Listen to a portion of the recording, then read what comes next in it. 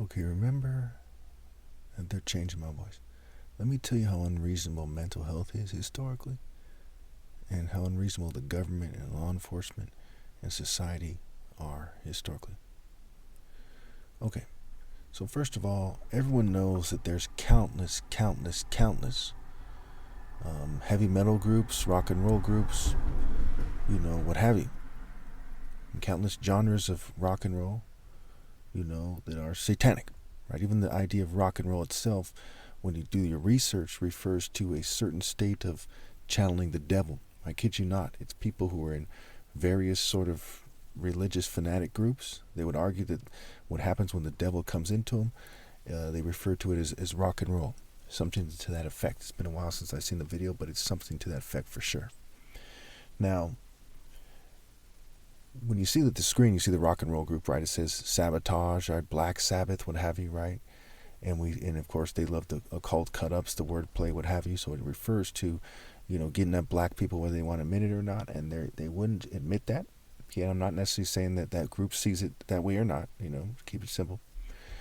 And that's what the idea refers to in general, right? It refers to black people, it refers to darkness, it refers to evil, it refers to, the evil of hanging black people, of killing them, raping them, lynching them, you name it. Okay. And again, I can easily prove this. You want to discuss it in great detail. There's a lot of, connections that have to be made, a lot of discussing it. I've proven it in my videos, what have you. So we look at the other picture, and it's some kind of depiction of Lucifer that's nearly identical. So why the goat is similar to the Lucifer, who's similar to the rock and roll guy? Because the goat statues, they actually are related to the genes of a lot of these people, right? Some rockers are bigger like the bull, some are smaller like the goat, and that's the idea there. And of course, there's different shapes and sizes, but that's part of it for sure. I mean, I tell the truth in my videos. I don't lie to people.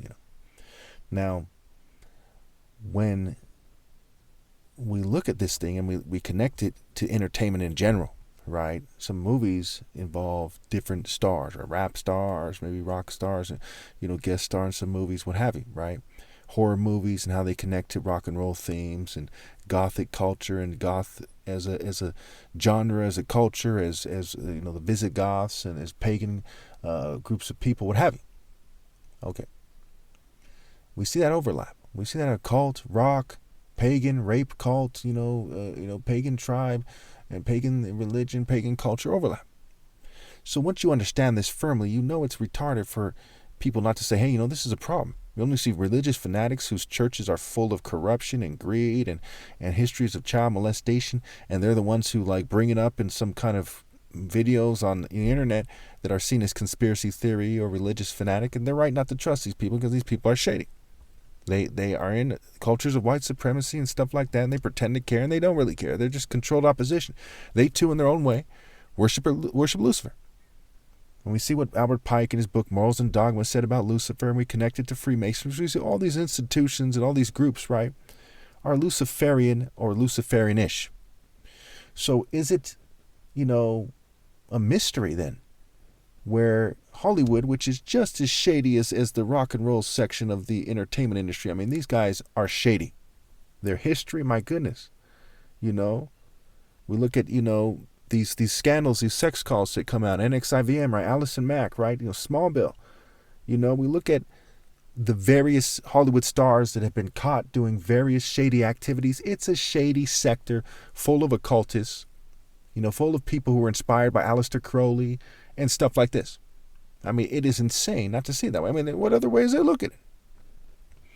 Now, so when I get to the next 3 or 4 pictures that I'm going to post, and you see how there's a connection to that kind of Satanism, kind of Ku Klux Klan Satanism, that kind of English royal Satanism that I've been talking about long before it came out today, that, Prince Harry was named on the P. Diddy list, of his guests, for the sex trafficking accusations, or he allegedly was a part of it, what have you.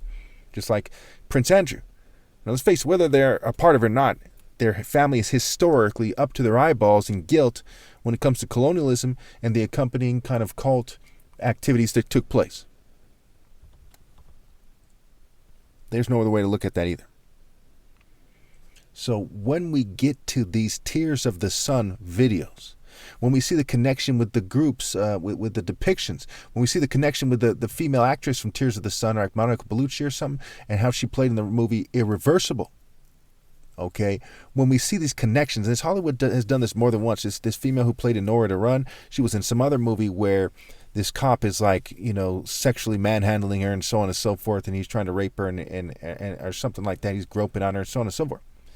And it's a very kind of explicit scene, right?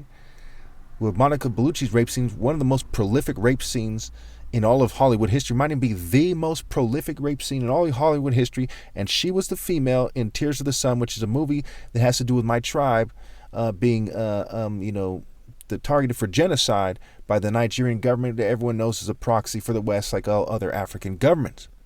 So as they're trying to, get this group of people to escape, and they have some kind of religious connotations, there's some kind of tribal connotations, and it ultimately alludes to me, Christ.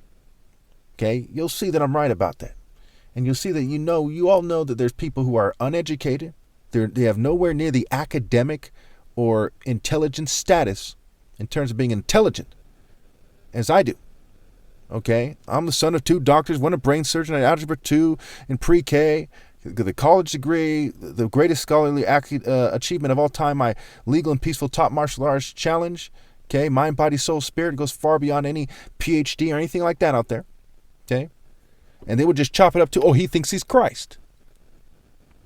I've done the most respectable things in human history. I think that only an idiot wouldn't take me seriously, don't you?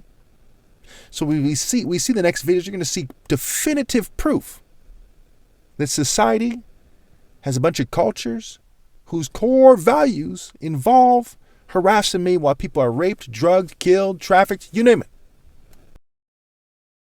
So in the next 4 videos of this series, I'm going to go into detail about these 4 pictures, and I'm going to talk about what they mean and what they symbolize, and it's going to be all facts.